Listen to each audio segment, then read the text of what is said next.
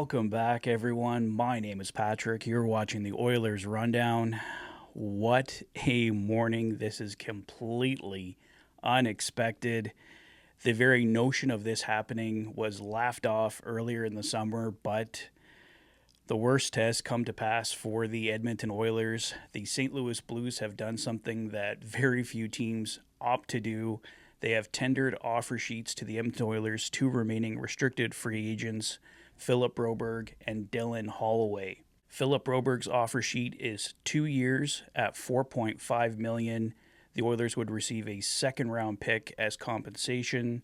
Dylan Holloway's offer is 2 years as well at $2.29 million. So the Oilers have 7 days to make a decision as of next Tuesday.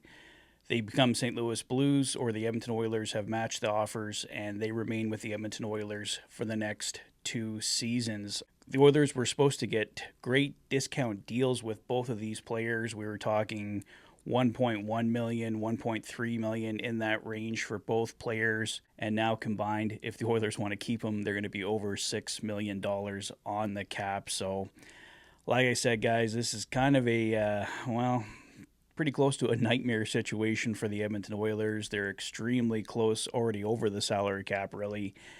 And this was not something they needed, but the St. Louis Blues, as noted here by Bob Stauffer, this is business. The Blues are deploying a mechanism within the CBA. He notes again here, the Edmonton Oilers have a week to match. If the Oilers match on either of these players, they can't be traded for a year. So that's something very important to keep in mind here. You can't just match the offer and then deal the player away. You have to wait at least a season before that player is eligible to be traded again. So there's lots of mechanisms involved in this. TSN's Ryan Rishaug posted this morning. The Oilers definitely in a tough spot with these offer sheets. Kane's health status becomes even more important with the potential for LTIR relief, but even at that, it will be tough to keep both players. 2 coordinated offer sheets at a team thoroughly strapped. Aggressive, targeted move by the St. Louis Blues. This is a very strong move on the St. Louis Blues' part. They know they have the Edmonton Oilers a bit over a barrel here. The talk of Evander Kane going on LTIR, we know, picked up over the last couple days after reports from the 2 Mutts podcast that Evander Kane was going to be ready to go, but Bob Stauffer putting this out there yesterday. Don't know if Stauf had any kind of inkling this was coming, but whether he did or he didn't, we are here now. Puckpedia posting this, with contracts for Broberg at $4.58 million and Holloway at $2.29 million. The Oilers are $7.2 million over the cap with 23 active players. There is potential LTIR relief with Kane at $5.125 million. If they match both offer sheets, they could be compliant by sending 3 players down on waivers and starting with Kane on long-term injured reserve, so effectively going with a 20-man roster. I do not want the Edmonton Oilers to go this way.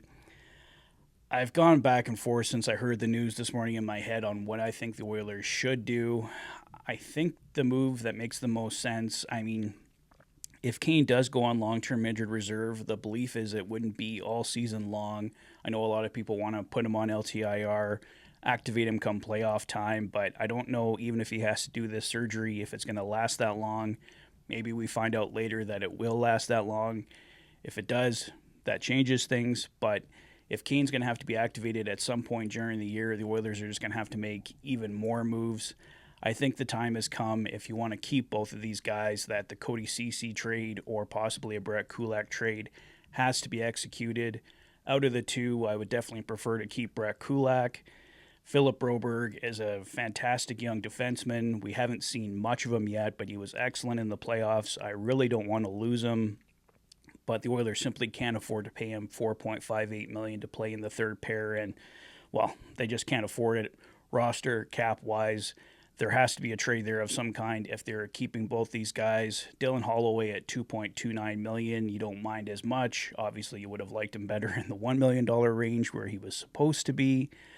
But this is where the Oilers find themselves, and the compensation for these guys, a second and a third round pick, that's not enough for me to even consider walking away from these offer sheets. Like I said, I was going through so many scenarios in my head when I heard about these deals, and I thought about, well, we keep Holloway, we let Broberg walk, but I've moved away from that. I want to keep both these guys, and I don't want to go where the Oilers have a 20-man roster where they're an injury away from being screwed. You want the Oilers in the best possible position to have success this year, so this was a bold move by the St. Louis Blues. It really does screw the Edmonton Oilers a bit, so the Oilers will probably be looking for some kind of revenge in the years to come, although we know with the McDavid and Draisaitl deals, hopefully and potentially coming, the Oilers are going to be pretty close to the salary cap each year, so I don't know when they're actually going to be able to execute any kind of revenge plan against the St. Louis Blues, but I guess we'll have to stay tuned in the years to come. But for now, the Edmonton Oilers have some huge decisions to make here regarding Dylan Holloway and Philip Broberg.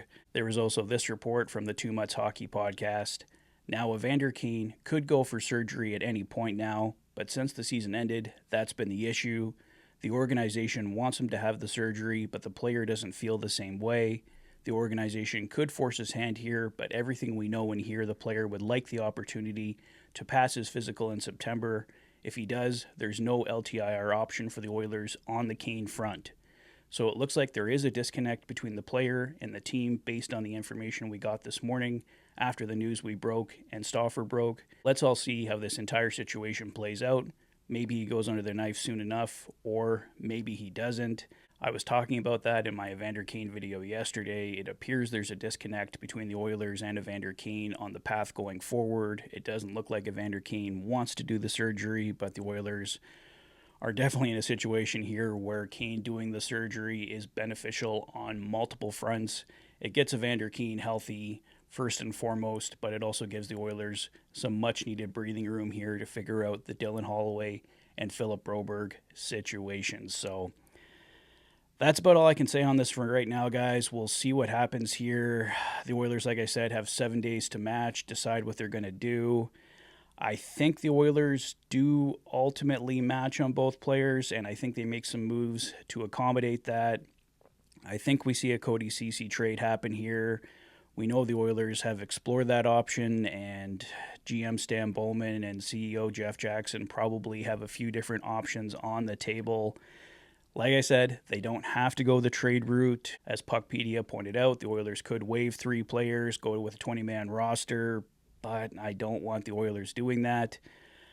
I think they should go the trade route. I think they should find a way to keep both Dylan Holloway and Philip Broberg. These are 2 young players who could be good for the Edmonton Oilers for many years to come.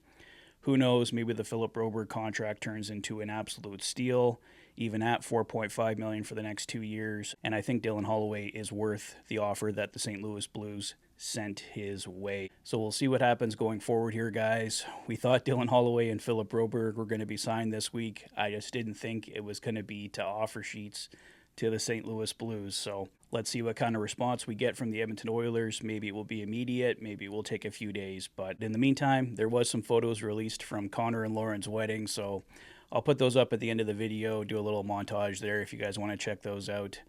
Let me know your thoughts on the Philip Broberg and Dylan Holloway offer sheets. What do you think the Oilers should do? Should they match? Should they let one of them walk, make trades? Let me know your thoughts in the comment section below. If this is your first visit to the channel and you like what you see, please consider liking and subscribing for all the latest Oilers content. You've been watching the Oilers Fanatic. Thanks for being a fan.